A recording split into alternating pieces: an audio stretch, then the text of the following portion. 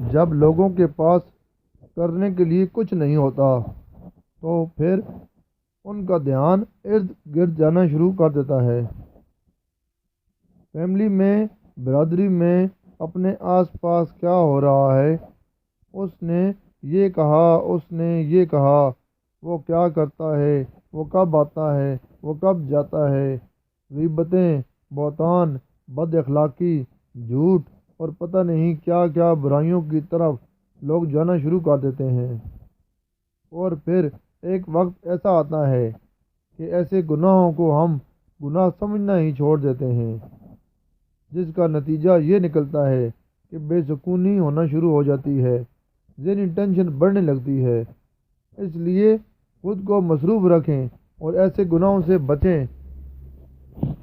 آگے بڑھنا ہے تو اپنے مطابق چلیں، دوسروں کے کہنے پر زندگی مت گزاریں۔ لوگ آپ کو کمزور اور پیچھے کرنے کے لیے بہت کچھ کہیں گے۔ ایسے ایسے جملے آپ کو سننے کو ملیں گے کہ آپ حیران رہ جائیں گے۔ جس بات سے آپ کو تکلیف پہنچتی ہے وہ بات بار بار آپ سے کہی جائے گی، آپ کو ذہنی ٹینشن دی جائے گی، آپ کو ڈیگریڈ کیا جائے گا۔ اس کا حل یہ ہے کہ اپنے مطابق چلیں، ایسی باتوں کو ہنس کر اگنور کر دیں، اندر سے مضبوط بنیں۔ یہ ارادہ کر لیں کہ میں نے ایسے لوگوں کی ایسی باتوں کو دل پر نہیں لینا، میں نے مضبوط بننا ہے، کچھ کرنا ہے۔ ایسے لوگوں کی کیا مجال کہ مجھے آگے بڑھنے سے روک سکیں۔ پھر ایک وقت آئے گا ایسے ویسے لوگ کہنے سے پہلے ضرور سوچیں گے۔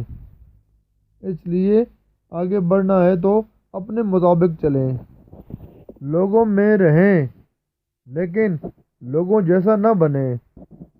اپنی سمجھ بوجھ کے مطابق کچھ منفرد بنیں، کچھ منفرد کریں، خود کو مصروف رکھیں، شان سے جئیں، وقار سے رہیں، خود کو متحرک رکھیں، کوشش جاری رکھیں۔ اللہ آپ کو مایوس نہیں کرے گا۔